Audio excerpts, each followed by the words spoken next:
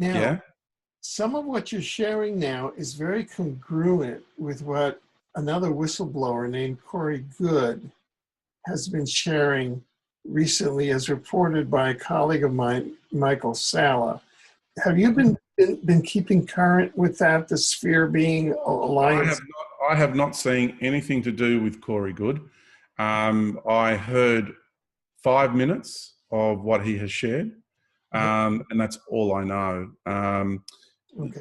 What I've heard through other people is about the Sphere Alliance.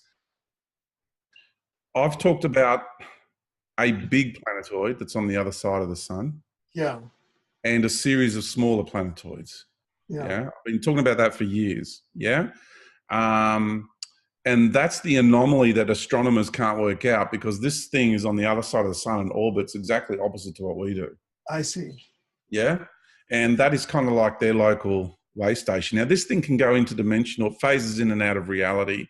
Okay. Sometimes it has an effect. It fades in. Then they've got to fade it out again. Sometimes you'll see it peak out from the other side next to the sun. Sometimes it'll just peak out. They get the timing out, so they've got to, recalibrate it. So there's a little bit of that going on. But the one thing that concerned me the most about what I heard was that they're trying to regulate the way the sun's energy is coming to the Earth. Yeah? So... I think it was, it was the function of the Sphere Alliance, which their task is done, as I understand it, was to guard against the galactic superwaves.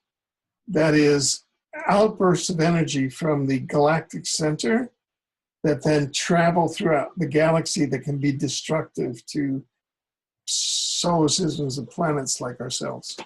As I understand it, that's what they're saying. Okay. So the what's known as the serpent rope. I'm sorry? What's known as the serpent rope.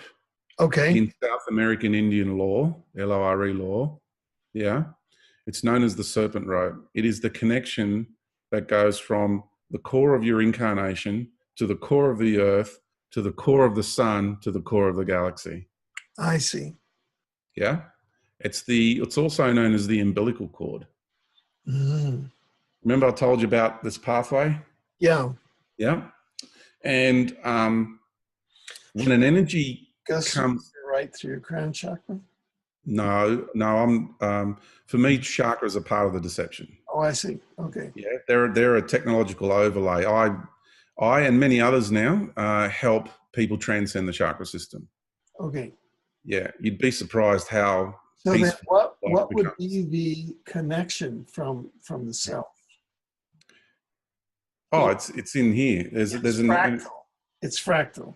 There's an energetic center. Right. For those who still have chakras, there's an energetic center beneath the chakra system. Right. Yeah. For those that know what I'm talking about, you put your hand here for your heart. It's, if you're going to use a gland, but it's not really the gland, but it's in the proximity of a gland, it's the thymus area. Okay. Yeah. In acupuncture, they call it the heart self point. And they call it that for a reason. And so when you stand like this with your arms straight out, so there's a line that goes across here and then a line that goes straight down the middle. That's the intersecting point. Yeah. And then you are the sword. Then when you emanate from that, from your point of singularity, your authentic soul expression emanates out from that. Then you embody logos, and then you cut through all the lies, through all the deception, and you cut like a sword, and you embody the sword. The symbol of the sword has always been the symbol of truth. And you become logos. So that's that bit. Okay, back to the Sphere Alliance. So that, I don't want anyone getting between me and my relationship with my mother planet, my relationship with the sun, my relationship with the galaxy.